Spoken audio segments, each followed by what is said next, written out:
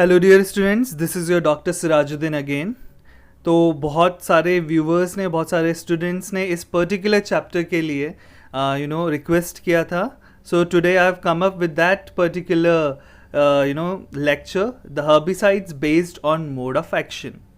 So in this particular video, you'll be getting lots of questions which are basically asked in the competitive examinations. You'll be getting the information about cell division inhibitors, ACEs inhibitors, what are ALS inhibitors, what are lipid photosynthesis inhibitors, protein inhibitors, photosystem inhibitors, synthetic auxins, and so on.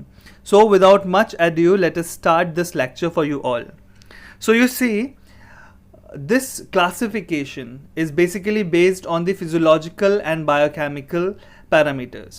So it means the physiological and the biochemical classification of the herbicide is based on the mode of action, or we can say mechanism of action. Okay, now you see there are two terms, mode of action and mechanisms of action.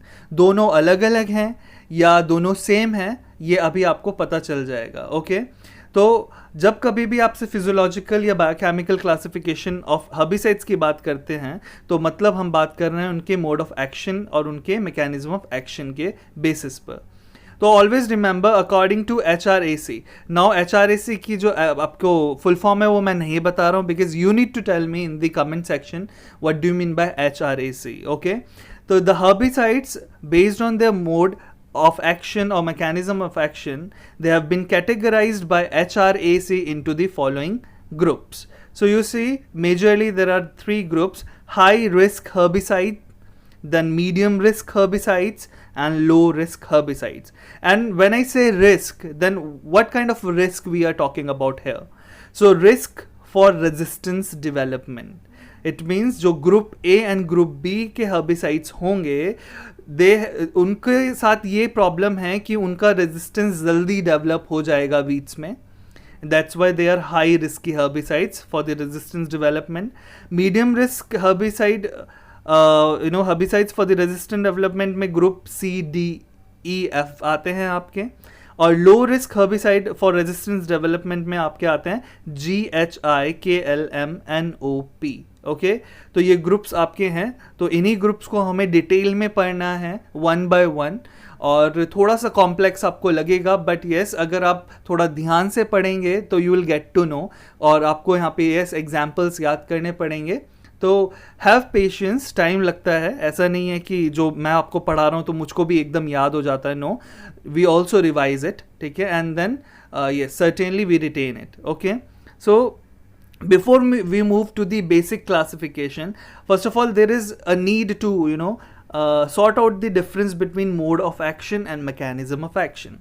So remember this, when we talk about mode of action, so it refers to the entire chains or sequences of events occurring from herbicide's first time of application or contact to its ultimate or final effect at the site of action, which could be death of plant. तो simple है, आपका herbicide जब आपने apply किया, first time of application जब आपने herbicide की ठीक है, उससे लेके जब तक कि उसका फाइनल इफेक्ट नहीं आता है साइट ऑफ एक्शन पे, तो उसके बीच में जितने भी चेन्स या सीक्वेंसेस हो रहे हैं इवेंट्स के, उन सब को मिलाकर हम उसको बोलते हैं मोड ऑफ एक्शन. मतलब जैसे ही आपने अप्लाई करा, उसके बाद एब्जॉर्प्शन हुआ, एब्जॉर्प्शन के बाद आपका वेदर इट इज़ कॉन्टैक्ट और सिस्टमिक, अगर कॉन्टैक्ट है तो इमोबाइल होगा, उसकी मोबिलिटी रिस्ट्रिक्टेड होगी. ठीक है, लेकिन अगर सिस्टमिक है तो वो फिर आपका एब्जॉर्ब होगा, फिर ट्रांसलोकेट होगा. ट्रांसलोकेशन के बाद वो फिर एक पर्टिकुलर साइट ऑफ एक्शन पे जाके अपना क्या करेगा, किलिंग इफेक्ट दिखाएगा या अपना फाइटोटॉक्सिक इफेक्ट दिखाएगा. तो उन सब चेन को सीरीज को इवेंट्स की इस मोड ऑफ एक्शन बोला जाता है. Always remember this. And it is therefore comprises the sum total of anatomical, physiological and biochemical responses that bring about the total phytotoxic action in plants. Okay, now let us talk of mechanism of action. So mechanism of action means it refers to that particular biochemical or biophysical reactions which bring about the ultimate herbicidal effect. तो मतलब absorption हुआ, absorption होने के बाद translocation हुआ, और जब जाकर साइट ऑफ एक्शन पे उसने अपना एक्चुअल रिएक्शन दिया जिसकी वजह से हर्बिसाइडल इफेक्ट आया, सो दैट पर्टिकुलर रिएक्शन जो कि अल्टीमेट है, ठीक है, that ultimate herbicidal effect is known as mechanism of action. तो इसमें हम आपका एब्जॉर्प्शन ट्रांसलोकेशन की बात नहीं करते हैं। तो यू कैन से, अब आपको यहाँ पर समझना ज़रूरी है कि साइट ऑफ एप्लीकेशन अलग होता है, ठीक है, और साइट ऑफ एक्शन अलग होता है। तो ये जब दो चीज़ आपको क्लियर हो जाएंगी तो आपको ये डिफरेंस भी क्लियर हो जाएगा। तो site of application of herbicide can be your soil, can be your leaves, tender shoots और the whole plant, and you know that it is quite different from the site of action. जो site of action होता है basically that is located inside the plant and necessarily is a certain enzymes, या तो enzyme हो सकते हैं या cell organelles हो सकते हैं, या it can be cells carrying out certain reactions like photosynthesis, respiration etcetera. तो अब आपको पता चल गया कि साइट ऑफ एक्शन अलग है और साइट ऑफ एप्लीकेशन अलग है, ठीक है। तो जो साइट ऑफ एक्शन पे जाके अल्टीमेट आपकी रिएक्शन हो रही है जिससे आपका किलिंग इफेक्ट आ रहा है, that is known as mechanism of action. So we can say mode of action is mechanism of action plus, ठीक है। तो mechanism of action is a part of mode of action. तो mode of action में आपके पूरे event या पूरी series of events आ जाएगा जिसका अल्टीमेट इफेक्ट जो होगा that is the mechanism of action. इसीलिए it is very relevant to say mode of action is equal to mechanism of action plus. So plus means आपका absorption, आपका translocation, आपका जितना भी और अदर इवेंट्स हो रहे हैं उन सबको मिला के आपका मोड ऑफ एक्शन कहलाता है। So I hope it is clear. So moving on, now let us talk about the classification as such. So first of all, the group A. So group A जो कि high risk में आता है, मैंने आपको पहले बताया था group and A and B both are high risk in terms of resistance development, मतलब weeds इन herbicides के लिए resistance easily develop कर लेते हैं। तो ग्रुप A में आपका जो आता है मोड ऑफ एक्शन वो है acetyl coenzyme acetyl coenzyme A carboxylase inhibitors, जिनको हम अकेज इनहिबिटर्स बोलते हैं। अब ये अकेज क्या है? अकेज जो है इट इज एन एंजाइम जो कि इन्वॉल्व होता है फैटी एसिड बायोसिंथेसिस में, ऑलवेज रिमेंबर दिस। तो these herbicides which inhibit the ACCase enzyme, ठीक है, and this enzyme catalyses the first step in fatty acid synthesis and it is very important in membrane synthesis. तो आपको पहला चीज clear हो गया कि एसिटाइल कोएंजाइम ए करता क्या है, और जो हर्बिसाइड एसिटाइल कोएंजाइम ए को हार्म करेंगे certainly they are going to harm the fatty acid और लिपिड बायोसिंथेसिस और मेम्ब्रेन सिंथेसिस। अब यहाँ पर क्वेश्चन आता है कि कौन कौन से हर्बिसाइड्स हैं जो कि इस पर्टिकुलर ग्रुप से बिलोंग करते हैं। तो अब यहाँ पर देखिए clodinafop propargyl, diclofop methyl, fenoxaprop P ethyl, then fluazifop P butyl, then आपका haloxyfop R methyl and quizalofop P ethyl. तो ये सारे जो हैं ये कौन सी केमिकल क्लास से बिलोंग करते हैं, कौन सी केमिकल फैमिली से बिलोंग करते हैं? Aryloxy phenoxy propionates. तो आपको दो चीज़ें क्लियर हो रही हैं, ये वाले जो हर्बिसाइड्स हैं ये आपके ग्रुप ए से रिलेट करते हैं, मतलब ये अकेज इनहिबिटर्स हैं, और इनकी केमिकल फैमिली भी आपको क्लियर हो रही है। तो दूसरा क्लासिफिकेशन भी यहाँ पर आपका क्लियर हो जा रहा है कि जितने भी फॉप और प्रॉप, जिनके आगे फॉप या प्रॉप लगा होता है, they belong to the aryloxy phenoxy propionate class chemical family. Then आपका दूसरी जो केमिकल क्लास है which belongs to group A that is cyclohexenones, ठीक है, साइक्लोहेक्सिडायोन्स, तो जिसमें डिम लगा होता है आगे, जिसके सफिक्स डिम हो, जैसे एलॉक्सिडिम, देन क्लिथोडिम, देन साइलॉक्सिडिम, सिथॉक्सिडिम, ठीक है। ये सारे डिम, फॉप और प्रॉप जिनके आगे लगेगा वो सारे अकेज इनहिबिटर्स होंगे, ऑलवेज रिमेंबर। तो एक टेक्निक है जिनके आगे फॉप, प्रॉप या डिम लगा होता है, they come under the group A, it means they are the acetyl coenzyme A carboxylase inhibitors, always remember this. ये आपको याद करने पड़ेंगे हर्बिसाइड्स के नाम, क्योंकि ये क्वेश्चन पूछे ही जाते हैं, okay, and you never know कि कौन सा हर्बिसाइड वो वहाँ पर पूछ ले, okay. Now moving on, group B. So group B again is the high risk group, और इसमें हम बात करते हैं जो ग्रुप बी में आते हैं, they are the ALS inhibitors और AHAS इनहिबिटर्स। तो ALS का यहाँ पर फुल फॉर्म है एसिटोलैक्टेट सिंथेज, और AHAS का आपका जो यहाँ पर फुल फॉर्म है दैट इज एसिटोहाइड्रोक्सी एसिड सिंथेज। अब आपके माइंड में आ रहा होगा कि इनका क्या काम है, तो always remember these two enzymes they are involve in the biosynthesis of branched amino acids. तो क्वेश्चन भी पूछा जाता है कि जो ALS इनहिबिटर्स हैं वो कौन कौन से अमाइनो एसिड्स को इनहिबिट करते हैं, मतलब उनकी सिंथेसिस को। तो ऑलवेज रिमेंबर कौन से ब्रांच्ड अमाइनो एसिड्स हैं, leucine, isoleucine and valine. Okay, so IIV, ठीक है, you can remember it by this, yeah, IVI, okay, sorry, not IV, this is IVL, okay, isoleucine, valine and leucine, sorry मैं उसको I consider कर लिया था, तो isoleucine, valine and leucine. Okay, तो अब आपका इसमें जो हर्बिसाइड्स आते हैं, ओके, तो कौन कौन से केमिकल ग्रुप्स हैं आपके, सल्फोनिल यूरियाज, ऑलवेज रिमेंबर। तो सल्फोनिल यूरियाज में जिसमें ऑन लगा हुआ है, जैसे बेनसल्फ्यूरॉन, क्लोरोम्यूरॉन, देन मेटसल्फ्यूरॉन, ठीक है, तो ये सारे जो, then chlorsulfuron, then halosulfuron methyl, तो जितने भी सल्फोनिल यूरियाज हैं they come under the category of group B, it means they are ALS inhibitors और AHAS इनहिबिटर्स। देन दूसरा जो केमिकल ग्रुप है वो है इमिडाजोलिनॉन्स। तो इमिडाजोलिनॉन्स में यस, ये क्वेश्चन भी बहुत पूछा जाता है,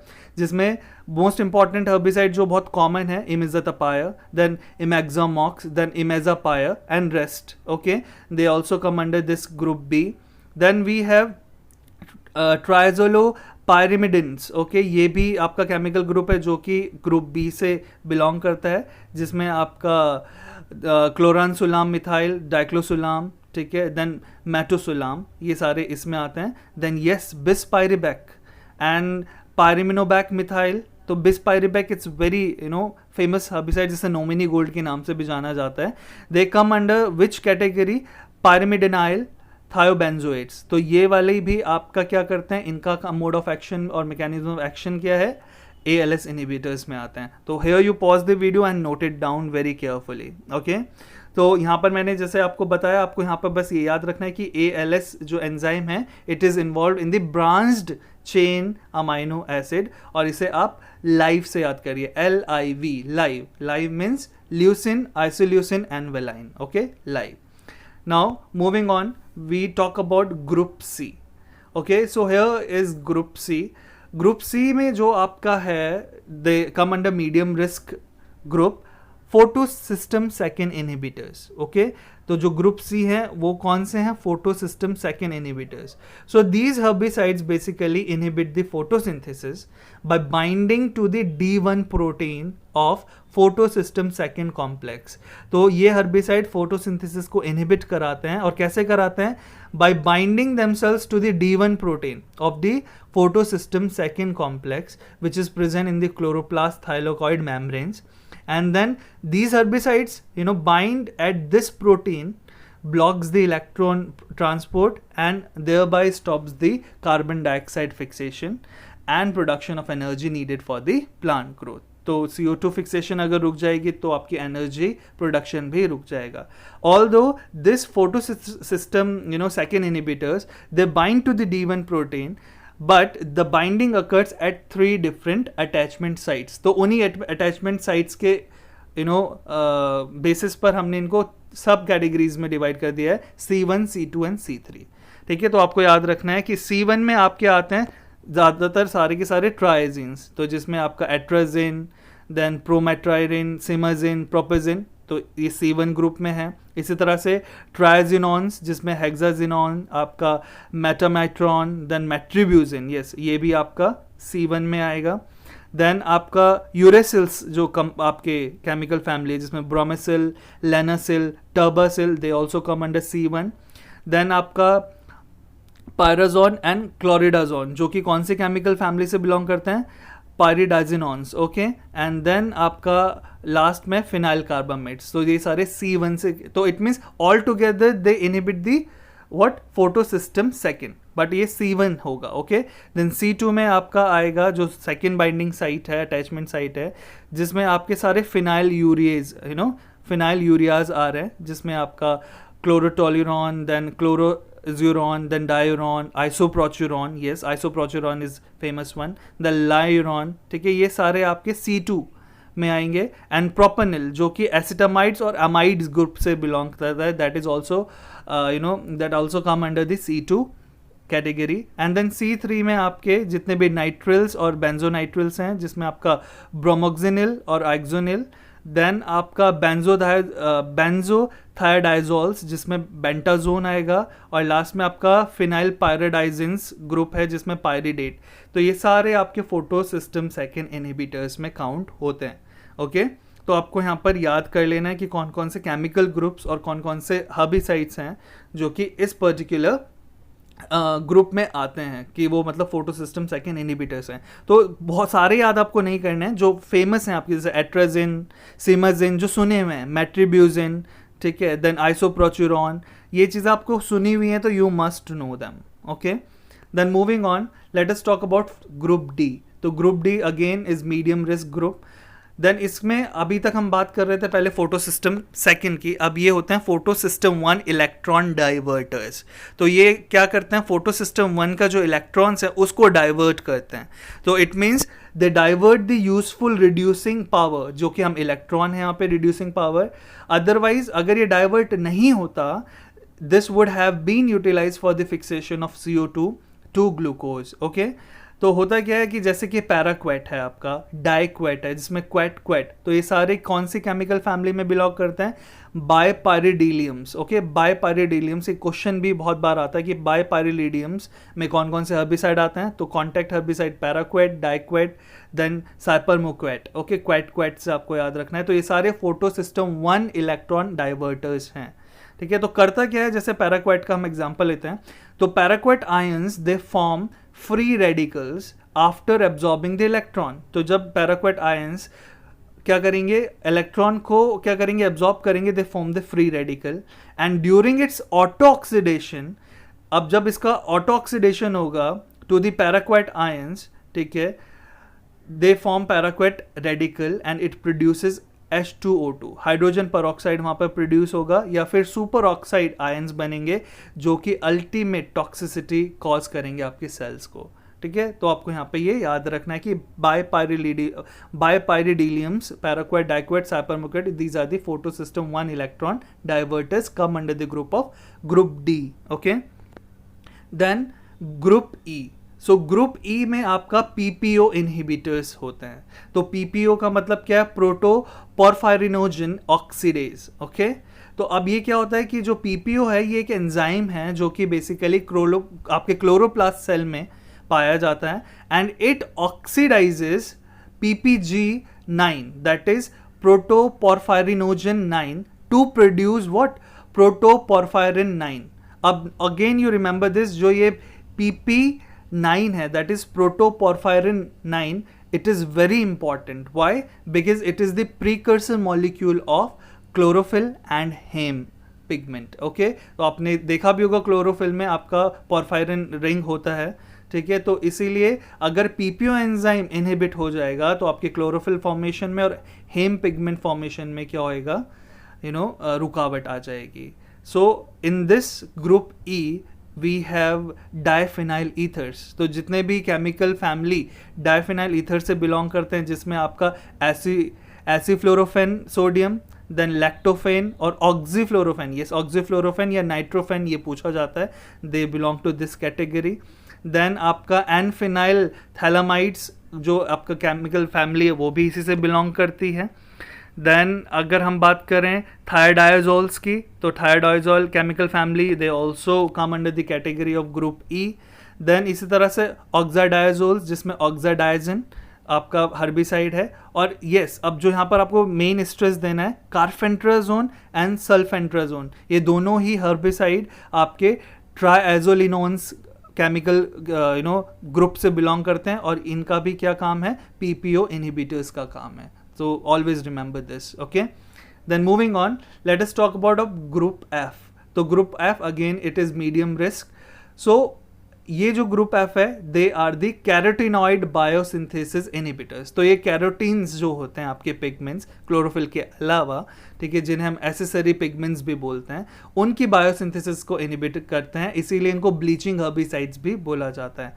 and based on the different bleaching actions caused by the different herbicide, this group is subdivided into 3 categories. तो F1, F2 and F3। तो आपको यहाँ पे सिर्फ ये याद रखना है, F1 वाले क्या करते हैं आपके, अब कैरोटीन बायोसिंथेसिस अलग अलग वे में क्या हो सकती है, इनहिबिट हो सकती है। तो पहला F1 वाला कैसे इनहिबिट करता है, by inhibiting the enzyme phytoene desaturase. तो PDS इनहिबिटर्स होते हैं, ठीक है। तो इसमें आपके जो एग्जाम्पल्स हैं वो आपके आएंगे आपके पायराडाइजिनॉन्स, जिसमें नॉरफ्लुराजोन आपका आएगा, देन निकोटिना एनिलिड्स और आपका देन फ्लोरिडॉन, फ्लोरोक्लोरिडॉन, ये सारे एग्जाम्पल आपके F1 में आएंगे। तो आपको बस यहाँ पे याद रखना है F1 आपका PDS इनहिबिटर है। देन F2 में दे आर 4-HPPD इनहिबिटर्स। तो ये कौन से एंजाइम को इनहिबिट करते हैं, 4-हाइड्रोक्सीफिनाइल पायरुवेट डाइऑक्सीजनेज। तो इसमें कौन कौन से आपके हर्बिसाइड्स आते हैं, ट्राइकीटोन्स जिसमें सल्कोट्रियन आता है, देन आइसोजेक्सोल्स जिसमें आइसोजेक्सोफ्लूटोल आता है आपका, एंड देन पायरोजोल्स इसमें F2 में आता है। देन F3 कि कैरोटीन बायोसिंथेसिस इनहिबिटर्स तो हैं बट इनकी साइट ऑफ एक्शन नोन नहीं है। It means they inhibit the carotene biosynthesis but their site of action is unknown. Okay, तो इसमें ट्रायोजोल्स का एमिट्रॉल ग्रुप आएगा और क्लोमाजोन, यस, जिसको हम कौन से केमिकल ग्रुप की बात कर रहे हैं हम, isoxazolidinones. Okay, these are very tough to actually to spell it out. Okay, then flumeturon जो कि यूरियाज में आएगा। Okay, so pardon me for the for this pronunciation, because जब directly बोलते चले जाते हैं तो sometime it happens. Okay, I hope you do understand this. Now let us talk about group G. It is very important और ये जो question आपका हमेशा पूछा जाता है हर एग्जाम में। तो ग्रुप G में आपके आते हैं EPSPS इनहिबिटर्स। अब EPSPS क्या है, EPSPS it is an enzyme जिसकी फुल फॉर्म है 5-enol pyruvyl shikimate 3-phosphate synthase enzyme. Okay, अब इसमें क्वेश्चन आता है कि जो ये EPSPS है ये किसकी सिंथेसिस में इन्वॉल्व होता है। तो ऑलवेज रिमेंबर ये एरोमेटिक जो अमाइनो एसिड्स होते हैं कौन कौन से आपको यहाँ पे याद रखना है, PTT that is phenyl alanine, tryptophan and tyrosine. ठीक है, तो ये 3 एंजाइम जो कि एरोमेटिक हैं ये आपके हेल्प करता है आपका EPSPS एंजाइम इस पे। तो जो ग्लाइफोसेट है या सल्फोसेट है जो कि ऑर्गेनोफॉस्फोरस हर्बिसाइड्स कहलाते हैं या ग्लाइसिन्स ग्रुप में आते हैं, तो ग्लाइफोसेट का एक आता है। तो ग्लाइफोसेट आपका EPSPS सिंथेज एंजाइम को क्या करता है, इनहिबिट करता है, और इसकी वजह से क्या होता है कि ये तीनों जो अमाइनो एसिड है उनकी सिंथेसिस रुक जाती है। Okay, then moving on, group H, this is also very important. ये क्वेश्चन भी बहुत बार आपका ARS और नेट में पूछा जा चुका है कि ग्रुप H में आपके आते हैं inhibition of glutamine synthase enzyme. तो जो भी ग्लूटामाइन सिंथेज एंजाइम का इनहिबिशन करेंगे they come under the group H। तो इसमें सबसे मेन एग्जांपल आपका आता है ग्लूफोसिनेट अमोनियम, ओके, जिसको हम बाइलानोफॉस भी बोलते हैं या फॉस्फिनोथ्राइसिन भी बोलते हैं। Always remember this. So they come under which category, अगर हम केमिकल ग्रुप की बात करें, फॉस्फेनिक एसिड और organophosphorus herbicides. Always remember this. तो अब होता क्या है इस वाले में कि जो ये एंजाइम है आपका glutamine synthase enzyme, this catalyses the reaction of ammonia and glutamic acid to form the glutamine and thus dispose of the harmful effect of ammonia। तो अगर यही इनहिबिट होगा तो अमोनिया आपका बिल्डअप करेगा, और बिल्डअप करेगा तो क्या होएगा, उससे आपका सेल्स में टॉक्सिक इफेक्ट आएंगे और अगेन देयर बाय उसके फोटोसिंथेसिस रेस्पिरेशन में भी हैम्पर होगा उसको। Always remember this. Then group I की बात करते हैं।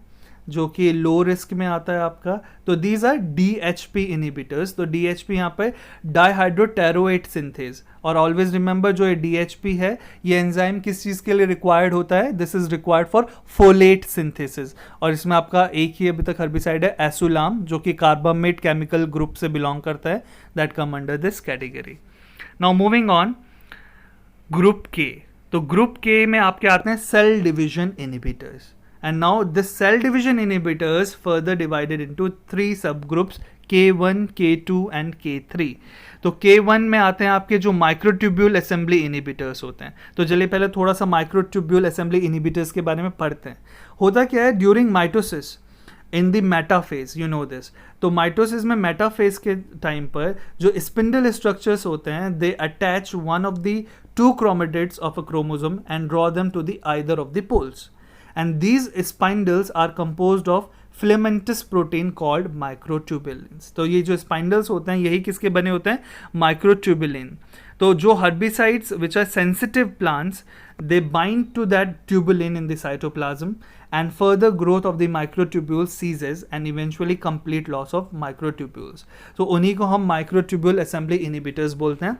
तो इसमें आपके जितने भी डाइनाइट्रोएनिलिन्स हैं, जिसमें आपके पेंडामेथिलिन, ट्राइफ्लोरालिन, फ्लूक्लोरालिन, ये सारे नाम आपको बहुत ही कॉमन हैं, ये सारे आपके माइक्रोट्यूब्यूल असेंबली इनिबिटर्स K1 में आते हैं।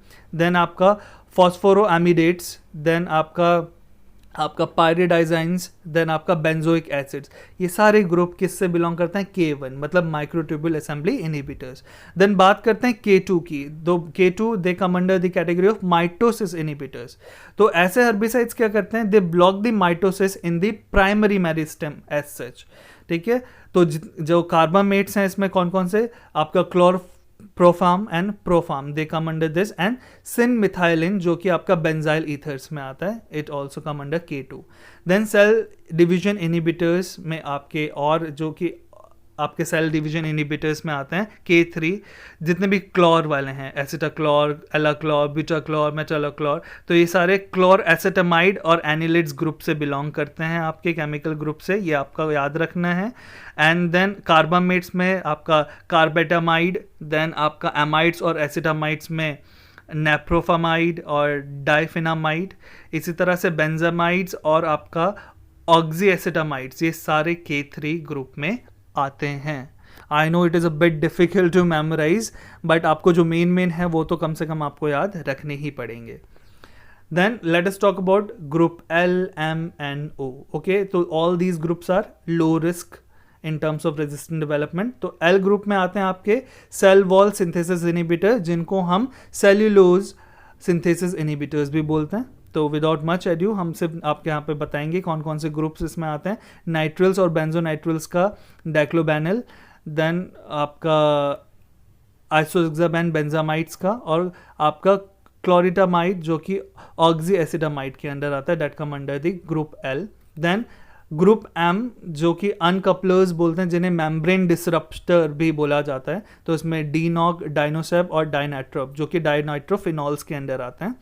देन ग्रुप N में लिपिड बायोसिंथेसिस इनिबिटर्स। अब देखिए हमने पहले बात करी थी अकेज इनिबिटर, तो ultimately they are also responsible for lipid biosynthesis inhibitors. तो बट यहाँ पर वैसे हर्बिसाइड जो कि अकेज को इनिबिट नहीं करेंगे बट किसी और तरीके से लिपिड बायोसिंथेसिस को इनिबिट करेंगे, वो इस कैटेगरी में रखेंगे ग्रुप N में। तो इसमें आपके आते हैं थायोकार्बामेट्स, जिसके अंदर आपका बेनथायोकार्ब, थायोबेनकार्ब, वेरनोलेट, ट्रायलेट, ठीक है, EPTC, ब्यूटाइलेट, ये सारे इसके अंदर आते हैं। देन फॉस्फोरोडाइथायोएट्स जिसमें बेंजोलाइट आता है, and then chlor aliphatic acid जिसमें MCA, TCN, dalapon, they are the lipid biosynthesis but not ACCase inhibitors, always remember. Then group O में आपका आता है synthetic auxins, it means they mimic the action of indole acetic acid, इसीलिए हम इन्हें synthetic auxins बोलते हैं। Okay, तो 2,4-D, MCPA, 2,4-DB, 2,4-DP, MCPB, MCPP, तो जितने भी फिनॉक्सी एल्केनोइक एसिड्स हैं, तो अभी आपको यहाँ पे क्लियर हो जाना चाहिए कि 2,4-D कौन से केमिकल ग्रुप में आता है, फिनॉक्सी एल्केनोइक एसिड। देन डाइकम्बा जो कि बेंजोइक एसिड्स में आता है। इसी तरह से आपके यहाँ पर क्लोप्राइलिड, एंड देन आपका पिक्लोराम, ठीक है, देन क्विनक्लोरैक, ये सारे के सारे आपके सिंथेटिक ऑक्सीजन्स की तरह वर्क करते हैं. Okay, then moving on, the last groups, group B P sorry, जो कि लो रिस्क है. तो ग्रुप पी में आपका इंडोल एसिड एक्शन इनहिबिटर्स, जो कि आपके oxygen, it means indole acidic action को इनहिबिट करेंगे. तो इसमें आपका आता है, ये ज़्यादा पूछा भी नहीं जाता वैसे, आपका नाप्टालाम, ठीक है, जो कि थैलामेट्स में आपके केमिकल ग्रुप में आता है. देन डायफ्लूफेंजोपायर, जो कि सेमी कार्बोक्सोन में आता है. अब हमेशा एक क्वेश्चन आता है कि अगर कोई न्यू हर्बिसाइड्स आए आपके, ओके, ये आपको याद रखना है, कोई अगर नए हर्बिसाइड्स आते हैं, जैसे मेंडलीव्स का पीरियोडिक टेबल है, उसमें एक प्रोविजन था कि न्यू हर्बिसाइड्स हम मतलब न्यू एलिमेंट्स को प्लेस कर सकते हैं. तो इसी तरह से इस वाले क्लासिफिकेशन में भी RST जो ग्रुप है, ग्रुप RST, ये नए हर्बिसाइड्स के लिए हैं. ओके, और कुछ ऐसे हर्बिसाइड्स हैं जिनका मोड ऑफ एक्शन अभी तक अननोन है, तो उनको हम ग्रुप Z में रखते हैं. Okay, always remember. तो new herbicides they come under the category of RST, and group Z में the herbicides which are which don't have any known mode or site of action, they come under group Z. तो जिसमें DSMA, MSMA, जो कि oregano आर्सेनिकल्स में आते हैं, ठीक है. देन आपका डायजोमेट, DMTT, देन आपका ब्रोमोब्यूटाइड एंड सो ऑन. ये सारे के सारे ऐसे हर्बिसाइड्स हैं जो कि अननोन साइट ऑफ एक्शन के साथ जाने जाते हैं, तो they come under the category of group Z. So I know this is a bit difficult and complex topic, but yes, आपको हो जाएगा याद. आपको थोड़ा सा लिख के, थोड़ा सा, और सारे हर्बिसाइड्स आपको याद नहीं करना है, जो कॉमन हर्बिसाइड्स हैं आपको उनको याद करना है.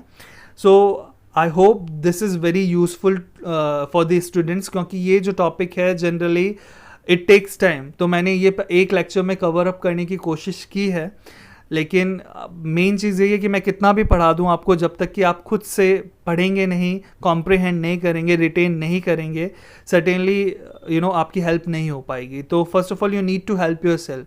हैव टाइम, अपनी सिटिंग हैबिट बढ़ाइए पढ़ने की, क्योंकि आई नो लॉकडाउन में आपका मन नहीं कर रहा होगा पढ़ने का, बट एक्चुअली आपको पढ़ना तो पड़ेगा ही पड़ेगा. ओके, तो पढ़िए.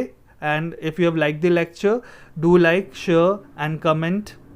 And also subscribe my YouTube channel Agri Tutorial SCS.